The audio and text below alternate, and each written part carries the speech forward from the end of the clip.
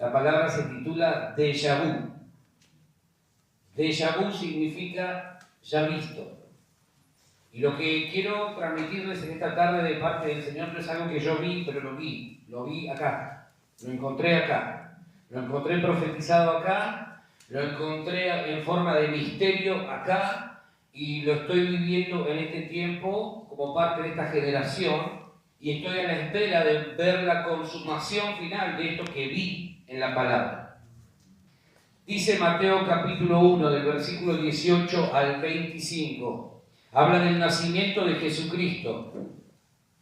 Y dice, el nacimiento de Jesucristo fue así. Estando desposada María, su madre, con José, antes que se juntasen, se halló que había concebido ¿de quién? Del Espíritu Santo. José, su marido, como era justo y no quería infamarla, quiso dejarla secretamente. Y pensando él en esto, he aquí un ángel del Señor le apareció en sueños y le dijo: José, hijo de David, no temas recibir a María tu mujer, porque lo que en ella es engendrado del Espíritu Santo es. Y dará a luz un hijo y llamarás su nombre Jesús, porque él salvará a su pueblo de sus pecados. Todo esto aconteció para que se cumpliese lo dicho por el Señor por medio del profeta, cuando dijo: he aquí una virgen concebirá y dará a luz un hijo, y llamarás su nombre Emmanuel, que traducido es Dios con nosotros. Emmanuel. Y despertando José del sueño, hizo como el ángel del Señor le había mandado, y recibió a su mujer, pero no la conoció hasta que dio a luz a su hijo primogénito y le puso por nombre Jesús. Muy bien. En estos versículos que acabamos de leer, yo encuentro, y la idea en esta tarde que quiero compartirles es trazar juntos un paralelismo con lo que yo veo acá y entiendo que estamos viviendo nosotros como parte de la Iglesia de Cristo. Hoy vamos a descubrir que la vida de María es un prototipo de la Iglesia de Cristo. Vamos a ver cómo María, esta mujer, nos habla, nos muestra lo que fue la venida del Señor en su primera venida y cómo será en su segunda venida. ¿Sí? Así que quiero pedirte que no te duermas, no te lo pierdas. Si alguno se está cabeceando, pegar un codazo, despabilalo, pero no te pierdas esto, porque yo estoy descubriendo cada vez más lo que la Biblia enseña. He aprendido que ninguna palabra en la Biblia está escrita porque sí. Hay detrás de cada palabra, por pequeña que parezca, un sentido y un propósito. Y entonces, hace unos días atrás empezaba a meditar en estos versículos y me doy cuenta que la vida de María habla del carácter que ella tenía, pero también habla del carácter que Jesús espera encontrar en la vida de su iglesia. En la vida de María yo encuentro por lo menos 3 cosas que nos revelan que Jesús vino a una mujer con ciertas características. Y cuando Jesús vuelva por su novia, ¿sí?, volverá a buscar a una mujer tipificada en la vida de la iglesia con ciertas características que son las mismas que tenía María. ¿Sí? Vino una mujer, María, con las mismas características de la mujer. Recuerden que la mujer en la Biblia tipifica a la iglesia. El Señor nunca tuvo un plan B. Siempre tuvo lo mismo en mente desde el comienzo hasta el día de hoy. 3 características que vemos en la vida de María. 3 muy marcadas, si nosotros prestamos atención, y 3 características que la Iglesia de Cristo por estos días debe manifestar también. Porque el Señor, como vino la primera vez, volverá a buscar a una esposa, una novia, con las mismas características con las que aquella vez buscó y encontró a María. ¿Sí? ¿Vamos hasta ahí? En primer lugar, mirá lo que dice el versículo 18. Estando desposada María su madre con José antes que ¿qué? Que se juntasen. Estando como, ¿cómo estaba? Desposada. Estaba desposada. En la tradición judía, antes del matrimonio propiamente dicho, los contrayentes pasaban un año, literalmente era un año, en el que podían estar desposados. ¿Qué significaba esto? Que ya tenían un compromiso previo al matrimonio en el que ambos se comprometían a permanecer fieles el uno al otro. Podían estar juntos, lo único que no podían hacer era tener relaciones sexuales. Por eso después leemos más abajo que dice que José no conoció a María hasta que dio a luz a Jesús. La palabra conocer en la Biblia no habla de conocer superficialmente, sino de una relación íntima. ¿Sí? Entonces, lo primero que yo encuentro en este texto es que María y José, ¿cómo estaban? Desposados. El desposorio para la tradición judía era casi el equivalente al matrimonio. Era un paso previo al matrimonio y esa etapa duraba solamente un año. O sea, era un compromiso de fidelidad. José, vos no podés mirar a otra mujer. María, vos no podés mirar a otro hombre. ¿Por qué? Porque ya estás comprometido. Ya están comprometidos, ambos. Después de ese año, lo que seguía, ¿qué era? El matrimonio. Bueno, María y José estaban en esa etapa previa al matrimonio, al igual que Cristo y la Iglesia. Cristo y la Iglesia están desposados. Por eso decimos que es la novia, todavía no es la esposa. Para que Cristo y la novia sean marido y mujer, Cristo y la Iglesia sean marido y mujer, se tienen que consumar las bodas del Cordero, cosa que todavía no aconteció. ¿Sí? Estamos preparándonos. Estamos en la etapa previa a que eso acontezca.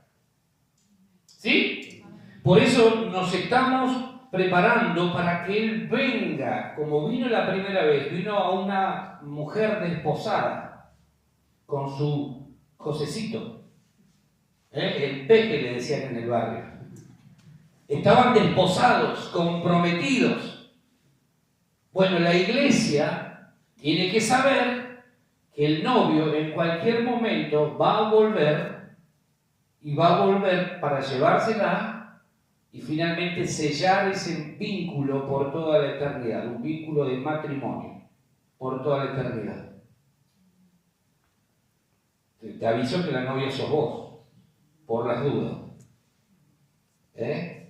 Somos nosotros, la iglesia. Por lo tanto, ¿qué deberíamos hacer? Estar preparados. Preparados. Estamos esperando que el novio venga por la amada. Yo vivo con esta expectativa. Vivo con esta esperanza. Pero no porque esté cansado de la vida y ya me quiero ir. No, sino porque creo que estamos en esa etapa donde falta nada para verlo regresar. ¿Sí? Ahora, mientras tanto, imagínate una boda cualquiera de algún conocido que quizás está a punto de casarse, o no sé, o alguna otra. Ahora, ¿qué hace la novia mientras espera el novio? Generalmente es la novia la que hace esperar al novio, ¿no? Y a veces lo hace esperar, el condenado está ahí 2 horas, 3 horas, 4 horas, 8 horas y la novia dando vueltas por toda la ciudad. Y bueno. Ahora, ¿qué hace la novia, la iglesia? ¿Qué es lo que tiene que hacer? Prepararse. Se tiene que guardar.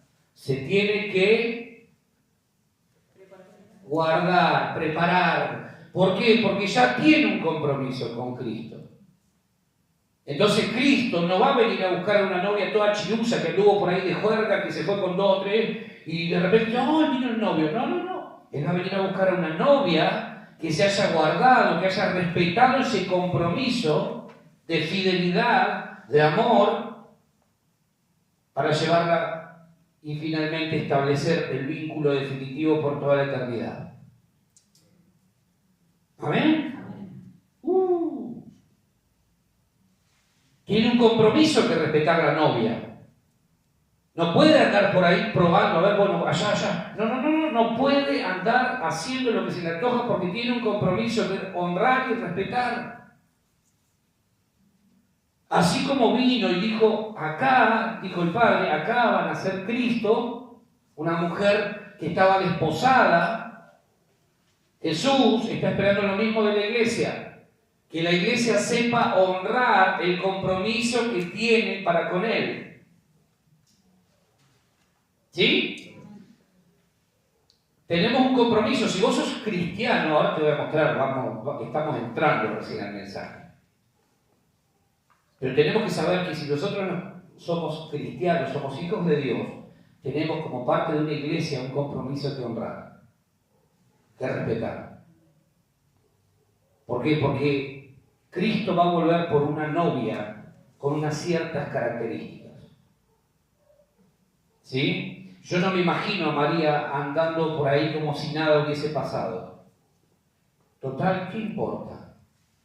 Yo me imagino a María pensando diariamente, me tengo que cuidar, no puedo hacer locuras, porque ya tengo un compromiso de fidelidad con mi amado. Ya tengo un compromiso, una relación, ya tengo un vínculo profundo y vamos camino todavía a profundizarlo mucho más. No puedo hacer cualquier cosa. Entonces cada movimiento que ella daba era un paso pensado previamente. ¿Por qué? Porque no quería fallarle al amado. Y la iglesia tiene que entender que nosotros estamos en las vísperas de ver regresar al novio a buscarla. Y lo primero que espera Jesús de su novia es que se guarde en fidelidad y en lealtad. Porque nadie que no cumpla con este primer requisito podrá pensar que va a entrar a las bodas igualmente. Tenemos que tener mucho cuidado con cómo vivimos. ¿Por qué? Porque se supone que como iglesia tenemos un compromiso previo al matrimonio. Estamos siendo desposados y en breve vamos a contraer matrimonio. María se guardaba, no andaba por ahí como si fuera cualquier cosa. Ella sabía dentro suyo, tenía temor de fallarle a José. Se guardaba, se preparaba para el día en que finalmente su boda se consumara. Se cuidaba. ¿Vos cómo andás? ¿Cómo es tu diario andar? En el día a día, ¿vos sos consciente de que en algún momento Jesús va a venir y te va a decir, a ver, ¿cómo estás? ¿Te preparaste? ¿Te cuidaste, te guardaste? ¿O te dio exactamente lo mismo todo? No andaba por ahí haciendo cualquier locura, no se escapaba por ahí para encontrarse con cualquiera. Nada de eso, se cuidaba porque ella sabía, tengo un pacto, hay un compromiso. No estamos casados legalmente, pero el desposorio para la cultura en la que estamos inmersos ya es como si lo tuviéramos.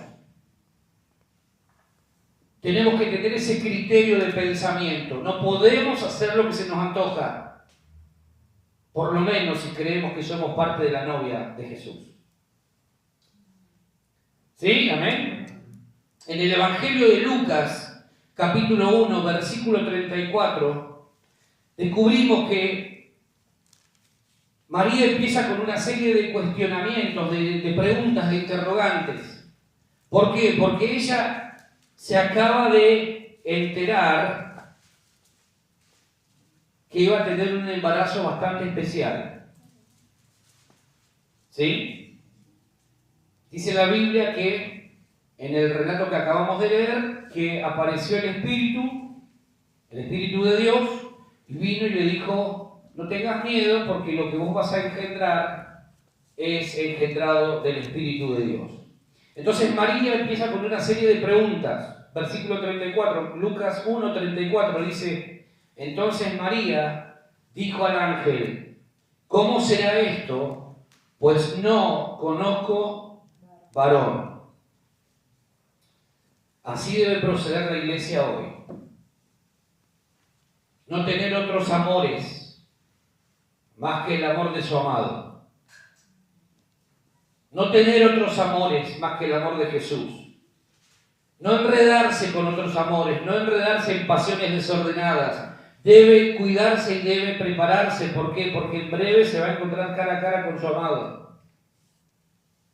Imagínate un vestido todo blanco, brillante, hermoso, pero que de repente cuando lo mirás tiene una mancha acá, tiene otra mancha acá, tiene otra mancha de tomate por acá, otra cosa por acá. Vos decís, ¡ay, Dios! Es lo peor que le puede pasar a una novia, ¿sí o no? Llegás al día, llegás al momento después de transitar tanto tiempo esperando el momento y te encontrás con que el vestido está descosido por acá, le falta una cosita, todo manchado, vos que llegás transpirada al último día porque corriste. ¿No? Ustedes, las mujeres que les gusta pintarse tanto, y todo manchado así los ojos, transpirado por acá, así, ¡qué desastre! Bueno, imagínate que Jesús se encuentre con ese escenario. Después de haberle advertido a la novia, prepárate, cuídate, guardate, porque vengo en breve, vengo pronto. María dijo, yo no conozco varón. Bien, María. Yo hubiese estado ahí y le hubiese dicho, bien, bien, bien. ¿Por qué? Porque vos te estás guardando, te estás cuidando. Ahora de repente, volvamos a Mateo 1, ocurre algo inesperado para ambos. ¿Sí? Yo me imagino que como cualquier pareja que estaba próxima al casamiento, ellos tenían sus planes, tenían su agenda, pero de repente Dios interrumpe en esos planes y pasa algo. En el versículo 18 dice, se halló antes que se juntasen con José, antes que tuvieran intimidad, antes que estuvieran casados, se halló que había concebido ¿de quién? Del Espíritu Santo. Ahora te hago una pregunta a vos, hombre, después le hago a las mujeres. Ponete en el lugar y ponete en la situación. Vos, hombre, ¿qué hubieses pensado de tu mujer? Viene y te dice, querido mío, surprise. Oh my God. ¿No? Estoy embarazada, pero fue el Espíritu de Dios. ¿Vos qué hubieses pensado como hombre? No leamos la Biblia como cuentitos, ¿eh? Tratemos de ponernos en los zapatos de los que están ahí. ¿Qué hubieses pensado vos? Y te hubiese agarrado la garrotera o como hacía como el otro, el Don Ramón, cuando empezaba a sacudirse y agarras el gorro y te sacás los pelos y no tenés gorro y lo tiras al piso. Te enloqueces. Porque lo que está diciendo acá la Biblia no es normal, no es habitual. Es más factible que vengan y te digan, mira, por estos tiempos, es más factible a que vengan y te digan, mira, no fue parto normal, fue cesárea, ¿no? Pero que vengan y te digan, ¿es del Espíritu? Ah. Ahora, mujer, ¿vos qué hubieses hecho en lugar de María? ¿Qué hubieses hecho? ¿Cómo le hubieses planteado el escenario a tu pareja, a tu prometido? ¿Hubiese sido difícil? ¿Sí o no? Hubiese sido complejo para ambos. Eso genera crisis. Cuando no entendemos lo que Dios está haciendo, porque José no era un mal tipo, María no era una mala mujer, ellos eran temerosos de Dios, sin embargo en este momento se encuentran en crisis porque no entienden lo que Dios está haciendo. No entienden por qué Dios hace estas movidas. No los entiende. Ellos no logran entender qué está haciendo Dios. ¿Por qué si nosotros nos portamos bien, por qué nos propone esto? ¿Qué le vamos a decir a la gente? ¿Cómo nos vamos a plantar frente a la sociedad? ¿De qué cara o con qué cara les vamos a decir a los nuestros, mirá, es del Espíritu de Dios? ¿Cómo lo van a mirar a José? ¿Sí? ¿Me siguen? Entonces es importante que nosotros entendamos, esta es una crisis de fe. No es sencillo cuando Dios interviene y te cambia los planes y vos no entendés lo que está sucediendo. Ahora hay algo que todavía hace más grande a María. No la veneramos, no la adoramos, pero sí la honramos por ser quien fue, quien es. Ella dice, hágase conmigo conforme a tu palabra. He aquí la sierva del Señor, hágase conmigo conforme a tu palabra. Y yo me imagino que todo ese proceso, hasta que Jesús finalmente nace, no fue fácil para ella, ni para José. ¿Sí? Entonces tenemos que entenderlos a estos protagonistas de esta historia. Es lógico que nos sintamos hasta cierto punto, confundidos cuando Dios hace algo que no entendemos. Pero no tenemos que dejar de confiar en su palabra. Eso fue lo que hizo María. He aquí la sierva del Señor, hágase conmigo conforme a tu palabra. Amén. Versículo 19, mirá lo que ocurre. Dice, José su marido, como era justo y no quería infamarla, quiso dejarla secretamente. Porque ya estaban comprometidos. Entonces no podía dejarla públicamente. ¿Qué le decía a la gente?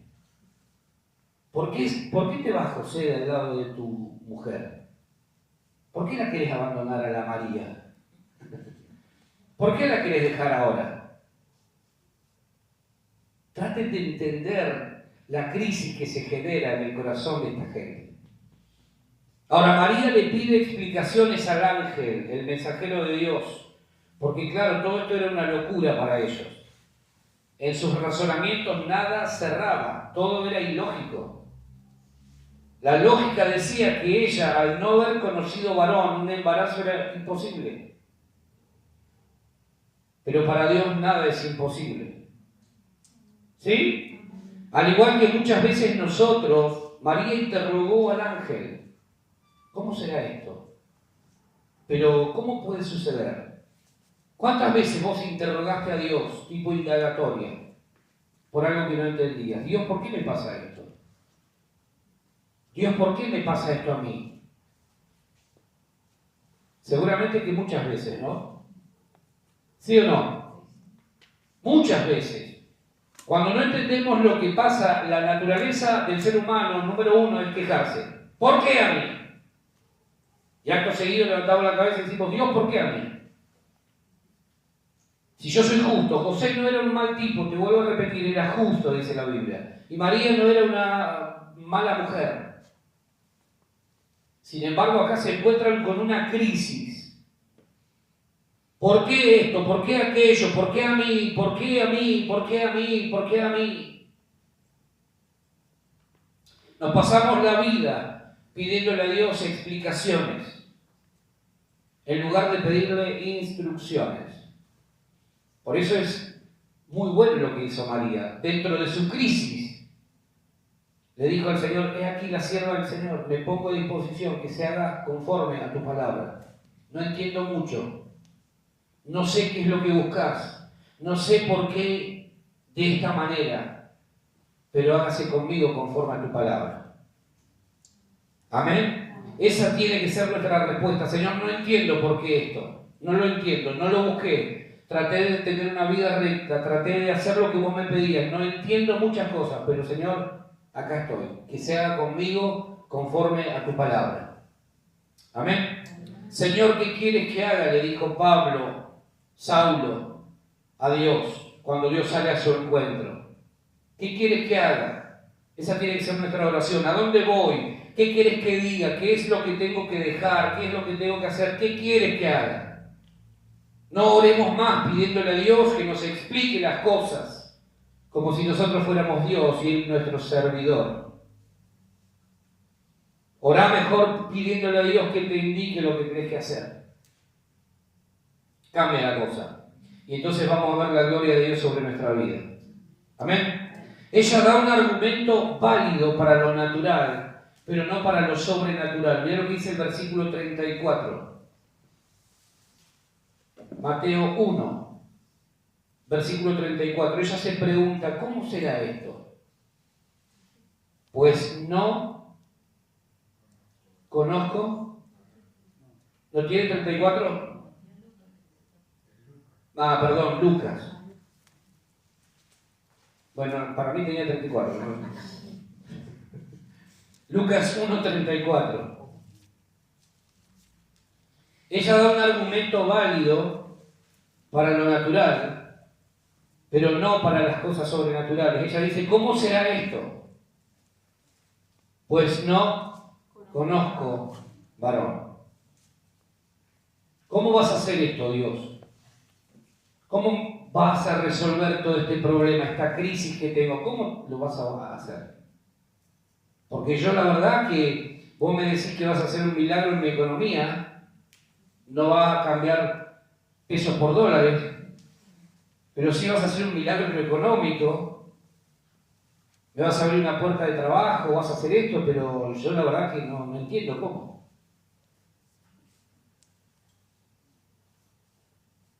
¿Y sabés qué es lo que espera Dios?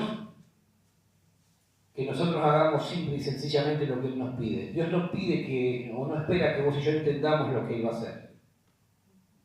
Simplemente espera obediencia. ¿Qué es lo que espera Dios? Obediencia. Cuando vos le das una orden a tu hijo, ¿qué esperas de él? ¿Que te entienda o que obedezca? Después, si tenés tiempo, nos sentamos, charlamos y te explico por qué. Si es necesario, si no, no. Anotate si querés esto por ahí. Lo sobrenatural y milagroso que Dios desea hacer en ti y a través de ti no necesita más que obediencia y disposición. El problema es que nuestra mente matemática siempre está mirando, calculando, haciendo números. Entonces creemos que con lo que nosotros tenemos a Dios no le va a alcanzar. Creemos que, bueno, es muy poco lo que tenemos, o lo que sabemos, o lo que podemos llegar a hacer, entonces creemos que eso a Dios lo limita. Y entonces no damos el paso de obediencia y limitamos el obrar de Dios ahí sí. ¿Por qué? Porque lo que Dios espera es que vos y yo simplemente obedezcamos, no que entendamos. ¿Cómo vas a entender que Dios te pida 5 panes y 2 peces para alimentar a miles? ¿Cómo lo vas a entender? ¿Cómo lo podés entender? ¿Cómo podés entender que Dios diga, ustedes van a pasar, pongan la varita acá en medio del mar y ustedes van a pasar en seco y el mar se va a abrir y van a tener columnas de agua a los costados y cuando ustedes acaben de pasar yo voy a nuevamente soltar el agua para que mueran todos los egipcios? ¿Cómo lo explicás eso? Entonces lo que tenemos que aprender es que nuestra mente no puede tomar decisiones por nosotros, porque nuestra mente no renovada, nuestra mente fallada, limita el obrar de Dios. Limita el obrar de Dios. Lo que Dios espera es que nosotros obedezcamos, que estemos dispuestos a dar el primer paso y Dios añadirá todo lo que haga falta, todo lo demás. Por eso es fascinante lo que hace María. He aquí la sierva del Señor. Me pongo a disposición. No entiendo lo que está pasando, pero me pongo a disposición para que vos, Dios, hagas lo que tengas que hacer conmigo. Amén. ¿Vos querés ver un milagro nacer en este tiempo en tu vida? Yo sí, yo necesito la intervención de Dios en mi vida. Yo la necesito. La quiero. Entonces lo que Dios dice es obedecer.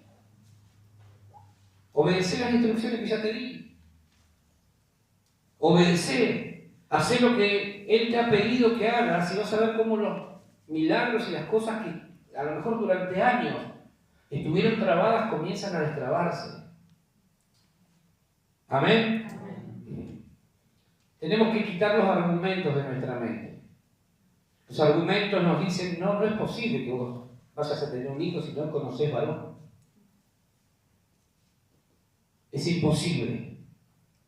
Ahora, cuando nosotros nos quedamos con los argumentos, le ponemos un freno a todo lo que Dios quiere hacer. Y esto no lo entendemos. No nos damos cuenta que muchas cosas no pasan en nuestra vida porque nosotros le vivimos poniendo argumentos a Dios. No esto, no aquello, no esto, no aquello, no. Y entonces Dios dice, ¿qué? Yo te quería bendecir con esto, pero evidentemente no lo necesitas. ¿Sí? ¿Se va entendiendo? Entonces, ¿qué sucedió con María? María se puso a disposición, no entendía, pero se puso a disposición. Entonces, ¿qué ocurrió? Que el resultado de ese embarazo, ¿quién fue? Jesús. Ahora, la iglesia que fructifica de manera abundante es aquella que se entrega a la voluntad de su amado, que intima con él, y el fruto de esa relación íntima permanece para la gloria de Dios. De una relación íntima siempre hay un fruto, ¿sí o no? O casi siempre. O es lo que debiera. ¿Sí? Ahora ella entendió: he aquí la sierva del Señor, hágase conmigo conforme a tu palabra. Entonces, ¿qué estaba activando ahí María? Automáticamente estaba dándole el paso a Dios para que Él engendrara en su vientre al Hijo de Dios. ¿Sí? ¿Se entiende? Ella dijo: yo no conozco varón. Está bien que no conozcas varón, María, te felicito, porque eso habla bien de vos. No te enredás en otras pasiones desordenadas. La iglesia no necesita de otros amores, necesita enamorarse de Jesús para poder ser una iglesia fructífera. ¿Sí? Amén. Amores que nada le pueden proporcionar, que la dejan vacía, que la usan para satisfacerse a sí mismos y luego la abandonan. Vos no te podés enamorar más de tu trabajo que de Jesús, porque si no está alterado el orden, y ese amor cuando no lo tengas te va a dejar tirada por ahí, tirado. No te podés enamorar más de otras cosas que de Jesús, porque el día que no tengas esas cosas, que tan pronto como logran satisfacerse a sí mismas, te abandonan, vas a quedar vacío. Por eso está bien que María no haya conocido otro varón. Y está bien que la iglesia se enamore de Jesús. Cada día un poco más, cada día más. ¿Sí? La iglesia necesita embriagarse, como dice Cantar de los Cantares, de amor por su amado, porque mejores son tus amores que el vino, dice Cantares 1:2. Mejores son tus amores que el vino. La iglesia necesita volver a recuperar su primer y único amor. Vos y yo necesitamos enamorarnos de Jesús. No importa lo que pasó, hoy es el día de volver a enamorarnos de Jesús. Porque si Jesús tiene nuestro corazón, va a tener toda nuestra vida. Porque donde esté nuestro tesoro, ahí estará nuestro corazón. Y si nuestro corazón no le pertenece a Cristo, entonces todo lo que domine y gobierne nuestro corazón nos va a dejar vacíos, arruinados. ¿Sí? La iglesia necesita volver a su primer amor. Jesús quiere tener tu corazón y todo tu amor. A Él no le interesa, y esto lo dije hace un tiempo atrás, un porcentaje de nuestra vida. Él no quiere ser socio de nosotros. Él no quiere tener una sociedad con nosotros. Él quiere tener el total de las acciones de nuestra vida. Entonces, ¿qué sucede? Que el día que nos enamoramos de Jesús, toda nuestra agenda se deshace por completo, empiezan a cambiar todas las prioridades de nuestra vida. Se ordena nuestro mundo interior, se ordena todo. ¿Sí? Amén. Versículo 19, volvamos ahora sí a Mateo capítulo 1. ¿Se va entendiendo hasta acá? ¿Sí? Mateo capítulo 1, versículo 19 dice: José su marido, como era justo y no quería infamarla, quiso dejarla secretamente. ¿Cuántas veces vos y yo, por no entender lo que Dios estaba haciendo en nuestra vida o en la vida de la iglesia, quisimos abandonar la iglesia secretamente? Sin que nadie se entere. Nos vamos desentendiendo nosotros lentamente. Vamos dando pasos hacia atrás que nos terminan alejando de la iglesia. Eso fue lo que quiso hacer José. No entendía lo que Dios estaba haciendo y dijo: María, la. Porque imagínate que lo iban a matar. Si él decía, ¿saben qué? María está embarazada. El primero que perdía la cabeza era él.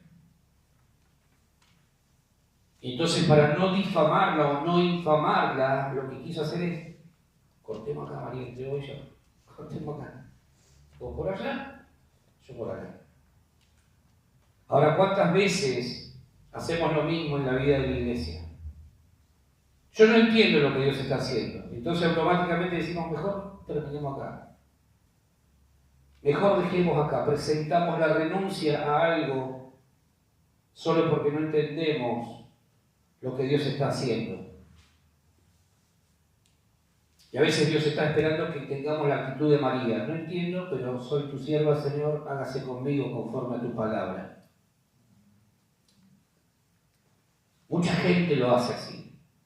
Muchos tienen este espíritu de José. Dejemos acá secretamente. Nos vamos alejando lentamente. Muchos lo hicieron, muchos lo hacen y tristemente muchos lo harán también. José quiso dejar secretamente a María por miedo de los cuestionamientos que pudieran venir hacia ellos por todo lo que estaban viviendo.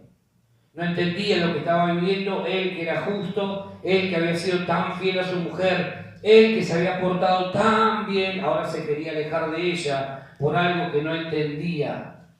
Nunca pensó en buscar una solución juntos.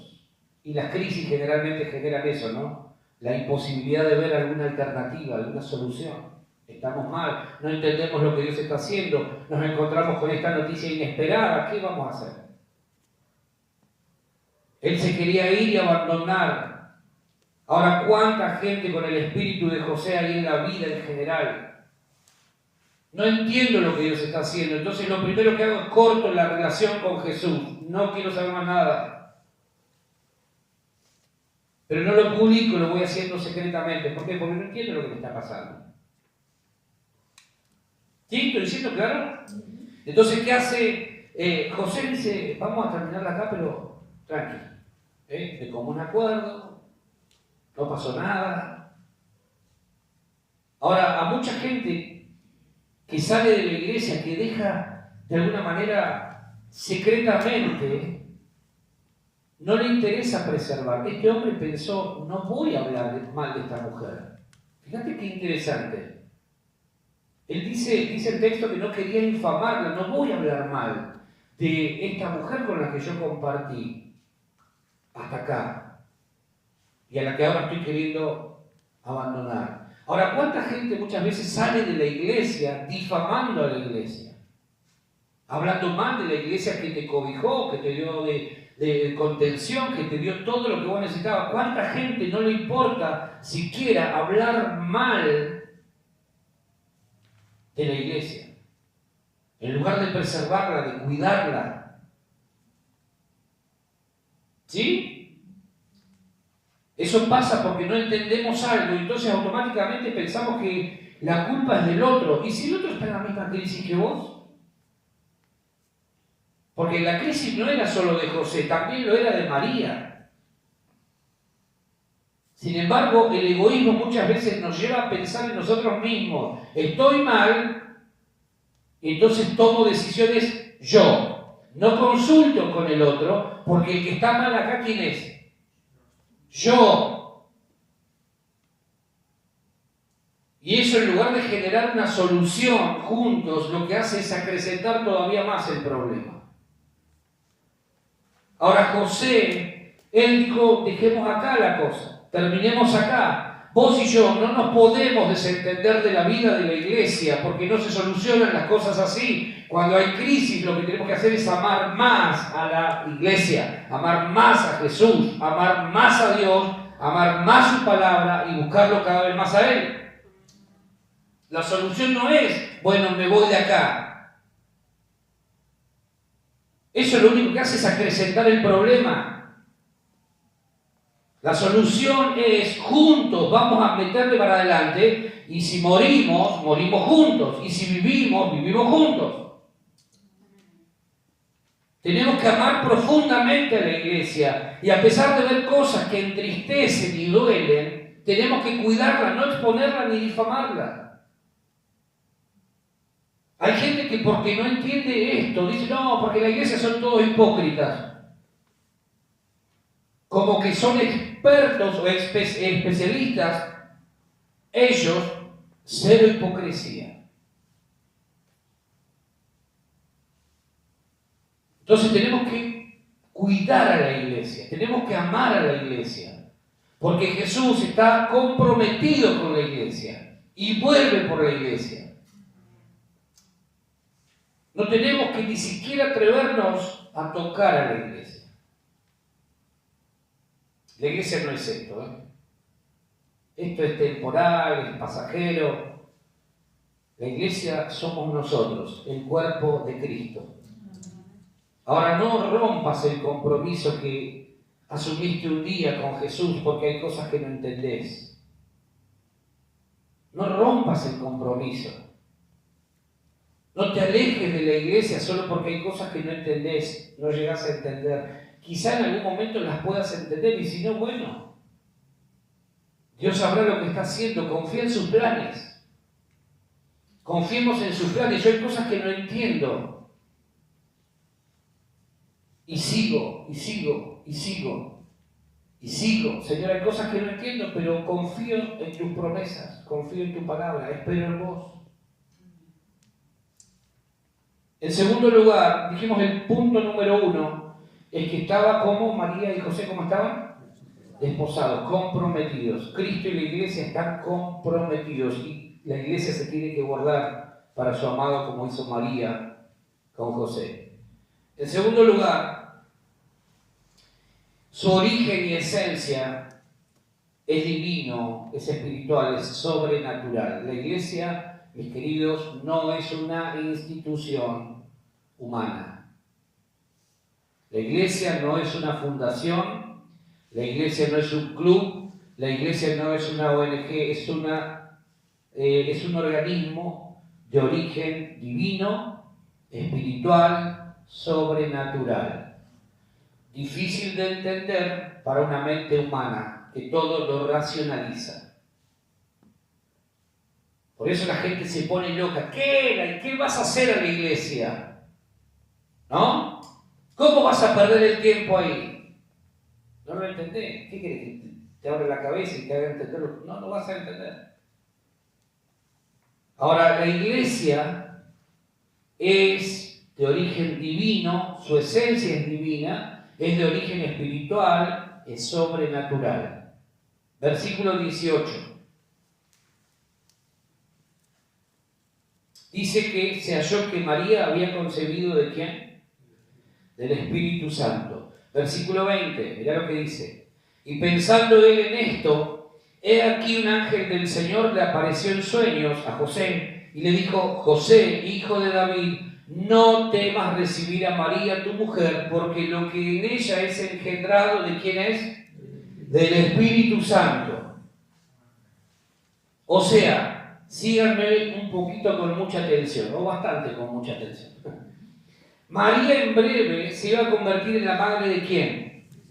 Del Hijo de Dios, del Salvador del mundo. Pero ese niño no iba a ser un niño engendrado por voluntad humana. No era un niño cualquiera, no era un niño normal. Ese niño sería producto de un nacimiento de voluntad divina, porque lo que en ella es engendrado del Espíritu Santo es, dice el texto que acabamos de leer, el ángel le explica a José en el sueño, le dice: José, no tengas miedo, porque lo que está sucediendo con tu mujer es Dios obrando ahí. ¿Sí? Ahora, vamos a Lucas, nuevamente. Lucas capítulo 1, versículo 35.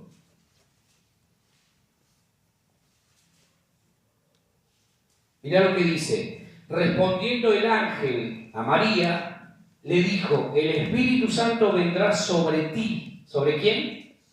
Sobre ti, sobre María. Y el poder del Altísimo te cubrirá con su sombra, por lo cual también el santo ser que nacerá será llamado Hijo de Dios. Quiero que me sigas con mucha atención, por favor. Vamos a Juan capítulo 1, versículos 12 y 13.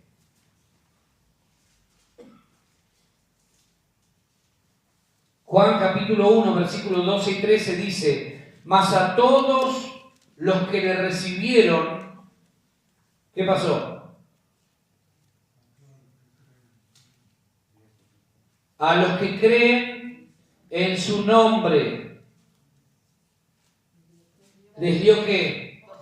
Potestad de ser hechos hijos de Dios, los cuales no son engendrados de de sangre, ni de voluntad de carnes, ni de voluntad de varón, sino de Dios. ¿Cómo son engendrados los hijos de Dios? Por voluntad de Dios. ¿Sí? O sea, tenemos a María, viene Dios y le dice: lo que vos vas a engendrar es voluntad de Dios, es un ser santo, engendrado por el Espíritu de Dios, le vas a poner por nombre Jesús. Los hijos de Dios no son engendrados por voluntad humana, ni intervienen hombres en el milagro de la gestación propiamente dicha. Sino ¿quién? ¿Quién interviene ahí? El Espíritu de Dios. Los nacidos del Espíritu son los verdaderos hijos de Dios. Yo sé que estamos, ya estoy, ¿dónde me quedé yo? ¿No? Por eso les dije, síganme la historia, síganme. Viene el ángel y le dice: María, vos vas a tener un hijo, y el hijo que vos vas a tener lo va a engendrar Dios dentro tuyo. El Espíritu Santo vendrá sobre ti, y el resultado de esa intimidad es que vos vas a tener un hijo llamado Jesús. Juan toma ese relato y dice: los hijos de Dios no son nacidos, no son aquellos que por una cuestión genética humana se dicen ser hijos de Dios. Los verdaderos hijos de Dios son los que nacen del Espíritu. Entonces, si vos naciste de nuevo por el Espíritu, vos tenés todo el derecho, por filiación espiritual, de considerarte un hijo de Dios. Eso es lo que quiero que entendamos. No todo el que viene a la iglesia es hijo de Dios. Si no nació de nuevo por el Espíritu, entonces no es hijo de Dios. Tiene un problema enorme de filiación. Porque cuando Dios mira a la gente, solo ubica a sus hijos, los nacidos de nuevo por el Espíritu Santo.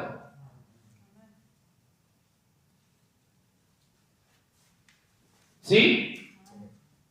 Y así como Jesús fue engendrado en el vientre de María por el Espíritu, así nosotros nacemos a una nueva vida en Cristo por medio del Espíritu. Somos engendrados por el Espíritu de Dios e incorporados a la familia de Dios por el Espíritu Santo. ¿Y cuál es la familia de Dios? ¿Cómo se llama esto? Iglesia. Iglesia. Entonces, para vos y para mí, ser parte de la iglesia tiene que ser lo normal, porque esta es la familia en la que Dios nos engendró, nos hizo nacer por su Espíritu. Eso es lo que necesitamos entender. Los hijos de Dios poseen la vida del Espíritu. El fruto que manifiestan es el fruto del Espíritu. Cuando Jesús nace por medio del Espíritu Santo, y el fruto que Él manifestaba era el fruto del Espíritu, y Él era conducido y guiado por el Espíritu. O sea que todo era espiritual en la vida de Jesús. Nunca tomó una decisión desde lo carnal, aunque era 100% hombre y 100% Dios, tomó siempre las decisiones guiadas por el Espíritu. Entonces, ¿qué crees que tenemos que hacer vos y yo? Un hijo de Dios no puede ser guiado si no es por el Espíritu. Un hijo de Dios tiene que ser gobernado por el Espíritu. ¿Sí? Amén. Entonces, si no nacimos de nuevo a través del Espíritu Santo, tenemos un problema enorme de filiación. Por eso muchas veces no nos sentimos parte de la familia de Dios. Por eso andamos muchas veces por la vida como huérfanos, teniendo familia, habiendo entendido que Dios nos quiere hacer parte de una familia, vivimos como si no la tuviéramos. Quizá porque no hemos entendido esto del nacer de nuevo. Ahora, Dios no reconoce a nadie como hijo que no haya nacido por su Espíritu. Por eso, cuando Jesús es bautizado y cumple en obediencia al Padre, el Padre abre los cielos y dice: este es mi Hijo amado, a Él escuchen. Dios no reconoce hijos que no hayan sido engendrados por el Espíritu. Eso quiero que entendamos. Por eso hay muchos que al no haber nacido de nuevo todavía lidian con estas situaciones. ¿Sí? Ahora la pregunta es: ¿vos y yo nacimos de nuevo? ¿Hemos nacido de nuevo por el Espíritu Santo? ¿Hemos nacido una nueva vida en Cristo? ¿Hemos nacido verdaderamente una nueva vida en Cristo? ¿Y cómo sé? Y bueno, fíjate quién guía tus decisiones. Fíjate quién gobierna tus pasos. Fíjate qué fruto estás manifestando. Ahí te vas a dar cuenta. Ahí lo vas a poder descubrir. Porque todo lo que Jesús hacía era para la gloria de Dios Padre. Entonces no había nada en Jesús que el Padre pudiera reprochar y decirle: guarda con lo que estás haciendo, 120 discípulos atemorizados, lo único que hacían era orar. Ellos no entendían muchas cosas. Estaban también en una crisis de fe. Se acababa de ir su maestro. Se quedaron solos, por lo menos así se sentían. No entendían qué era lo que iba a suceder, pero se pusieron a orar. Y entonces Jesús, que es fiel siempre a su palabra, en el momento en que ellos estaban orando, derramó de su Espíritu en una fiesta especial, y ahí la vida del Espíritu le dio vida a la iglesia. Se gestó ahí la iglesia. ¿Sí? Lucas 24:49 dice Jesús, hablándole a los discípulos: he aquí, Lucas 24:49,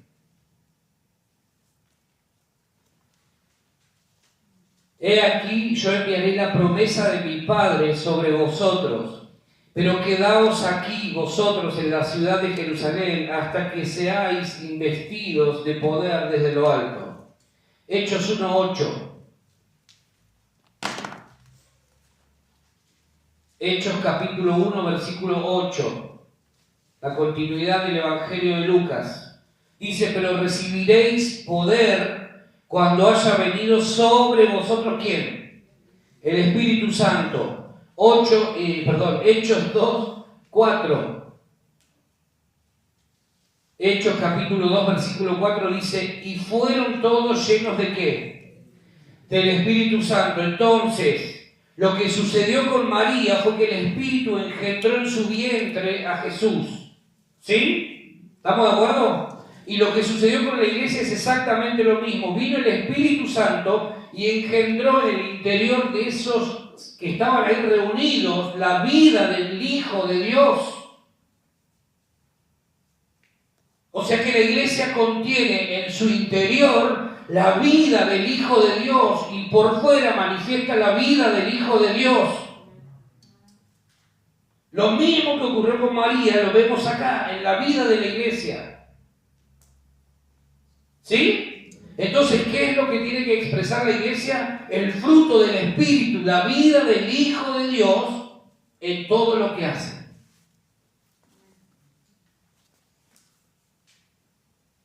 Es tremendo cuando empezamos a pensar esto. No tenemos una vida normal y natural los hijos de Dios, tenemos una vida muy especial. Dentro nuestro cargamos con una vida muy especial. Llevamos donde quiera que vamos la vida dentro nuestro, la vida del Hijo de Dios, que por su Espíritu ha sido depositada dentro nuestro. No seguimos a Jesús nosotros, ¿eh? Ahora lo tenemos dentro. Nosotros no seguimos a Jesús, no somos seguidores de Jesús. Antes lo seguíamos. Ahora Él va con nosotros, va dentro nuestro. ¿Sí? ¿Amén? Entonces, ¿qué sucede? Que el Hijo de Dios fue el resultado, la vida del Hijo de Dios fue el resultado de un milagro del Espíritu de Dios en el vientre de María. Y la vida del Hijo de Dios es lo que sostiene la vida de la iglesia. La expresión de la iglesia tiene que ser la vida del Hijo, manifestándose en todo lo que hace. Por eso el diablo odia a la iglesia. Porque cuando ve a la iglesia, ve la imagen del Hijo de Dios. Y persigue a la iglesia, así como Herodes persiguió a todos los menores de 2 años cuando Jesús nació, porque quería desterrar, quería eliminar a Jesús. ¿Sí? Entonces, ¿qué ocurre? Tenemos que entender esto. Somos llamados a vivir y expresar una vida espiritual. No natural, no humana. Vos no sos humano, tenés apariencia de humano, pero si el Espíritu de Dios está en tu vida, está dentro tuyo, vos tenés una vida más grande que la vida humana, mucho más poderosa que la vida humana. María fue llena del Espíritu Santo y fructificó. La iglesia debe buscar la llenura del Espíritu permanentemente y entonces tendrá una vida altamente fructífera. Si en nuestra vida no hay frutos, quizás lo que está faltando es la llenura del Espíritu de Dios. Porque cuando el Espíritu vino sobre María, el resultado fue un fruto, y ese fruto fue la vida del Hijo de Dios manifestándose. Cuando el Espíritu Santo vino sobre la vida de la iglesia en Pentecostés, el resultado fue conversiones a rabiar. ¿Qué está pasando por estos días entonces? ¿Será que el Espíritu Santo no está gobernando la vida de su iglesia? ¿Será que el Espíritu Santo nos está pudiendo manifestar en nuestra propia vida? ¿Será que no estamos buscando ser llenos del Espíritu? Tenemos que pensar esto, ¿eh? Quiero terminar con lo último. Mateo capítulo 1, versículo 22 y versículo 23. Dijimos que 3 características que están en la vida de María también están en la vida de la iglesia. Número 1, ¿cuál era? Estaba desposada, había un compromiso. Número 2, muy bien, el origen es espiritual, es divino. Y en tercer lugar, ¿cómo era María según el profeta? Era virgen. Virgen.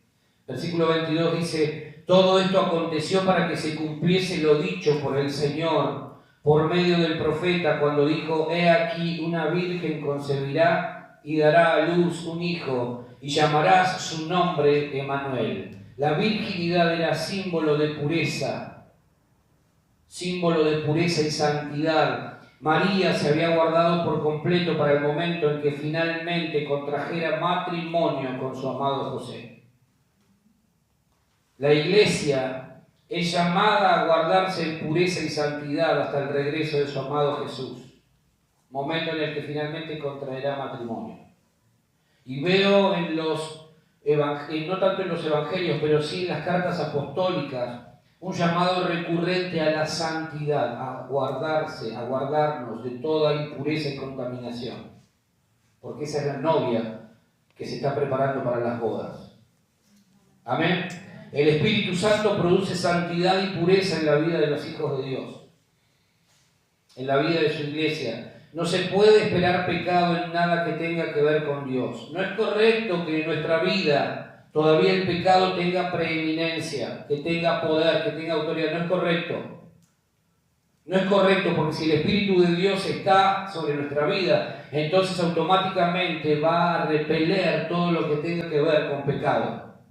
lo va a expulsar de nuestra vida. ¿Sí? Santidad no es solo ser apartados de pecado, sino también ser apartados para Dios y sus planes y propósitos. Cuando Dios te llama a apartarte de pecado, pero también te llama porque tiene planes con tu vida. Cada uno de nosotros tiene un llamado de parte de Dios. Primero, apartarse del pecado. Porque la iglesia por la que Él vuelve no vive en pecado. La iglesia por la que Jesús vuelve es santa. Se guarda. Es una iglesia que se preparó y se guardó para su amado. ¿Sí? Entonces tenemos que tener claro esto. El nacido de nuevo por el Espíritu vive en santidad, en pureza, expresando el fruto del Espíritu y nada más. Y todo lo humano queda sometido al gobierno del Espíritu Santo. La Biblia misma nos dice que Jesús fue tentado en todo, pero sin pecado. ¿Por qué? Porque Él estaba sometido al gobierno del Espíritu. Primera de Corintios 3:16 dice: ¿no sabéis que sois templo de Dios y que el Espíritu de Dios mora en vosotros? ¿Vos qué sos? Como hijos de Dios, ¿qué sos? ¿Templo de quién? Del Espíritu Santo. Dentro tuyo está habitando el Espíritu de Dios. Entonces tenés que cuidar que no contamine nada ese templo. Que no haya inmundicia, que no haya impureza. Si alguno destruyere el templo de Dios, dice, Dios le destruirá a él, porque el templo de Dios, el cual sois vosotros, santo es. ¿Qué sos vos? ¿Qué sos? Templo del Espíritu Santo, pero además ¿qué? Santo. Nos cuesta decir que somos santos, ¿no? Porque la religiosidad y el mundo nos han dicho: vos no sos santo, no te hagas el santito vos, ¿eh? No te hagas la santita porque bien que vos no corres, vos volás. Y entonces todo eso queda en nuestra mente. Y de repente viene una palabra como esta y ¿qué soy yo? Ni idea. Algo voy a hacer. Efesios capítulo 5 del 25 al 27.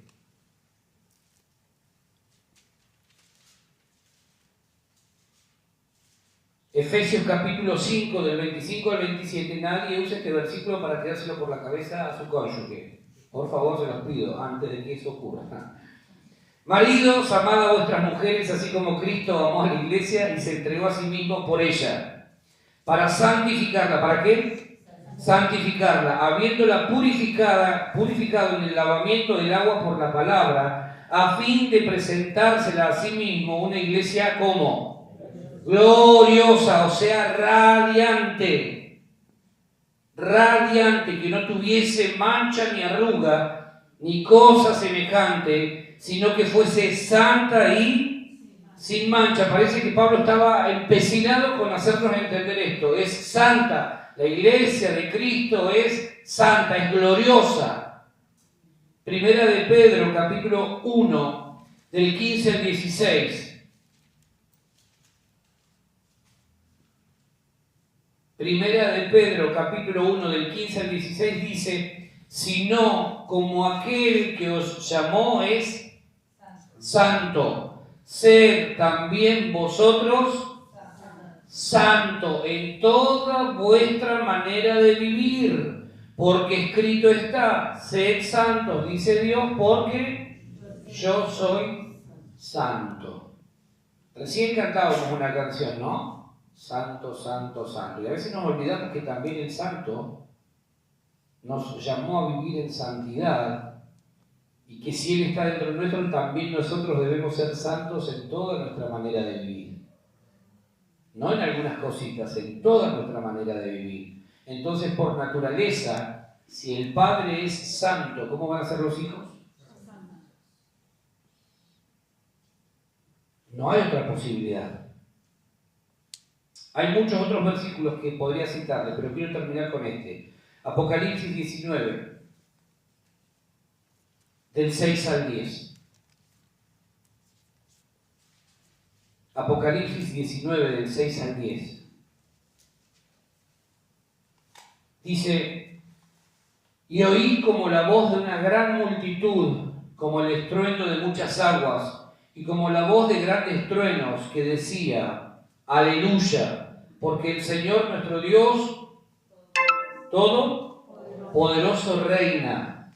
Gocémonos y alegrémonos y démosle gloria, porque han llegado las que las bodas. Ahora sí, Juan está hablando de algo que se está consumando en ese momento y dice, han llegado las bodas del Cordero y su esposa. ¿Quién es la esposa? La iglesia, los que se prepararon, los que se guardaron. Dice, a su esposa se ha preparado y a ella se le ha concedido que se vista de qué? Toda chirusa, toda revolcada, así toda manchada, llena de cualquier cosa. ¿De qué? Lino fino, que limpio y resplandeciente. Porque el lino fino es las acciones justas de los santos. Y el ángel me dijo, escribe, bienaventurados los que son llamados a la cena de las bodas del Cordero. Y me dijo, estas son, palabras verdaderas de Dios. Versículo 10, yo me postré a sus pies para adorarle, y él me dijo, mira, no lo hagas. Yo soy consiervo tuyo y de tus hermanos que retienen el testimonio de Jesús. Adora a Dios, porque el testimonio de Jesús es el espíritu de la profecía. Juan está hablando de algo que se está viviendo en ese momento. Por el espíritu, él vio y escribió. El espíritu le estaba mostrando una novia que había llegado al final de sus días, santa, que se había guardado, que había atravesado un montón de vaivenes, un montón de crisis de fe, pero que se supo guardar en pureza, en santidad, que vivió siendo guiada y gobernada por el Espíritu Santo y que finalmente ahora está cara a cara con su amado y su amado está a punto de entregarle el anillo por toda la eternidad para sellar el vínculo. ¿Se dan cuenta que nada cambió? ¿Se dan cuenta que lo que ocurrió con María en la primera venida del Hijo de Dios fue buscar una mujer con 3 características? Número 1, fiel, comprometida.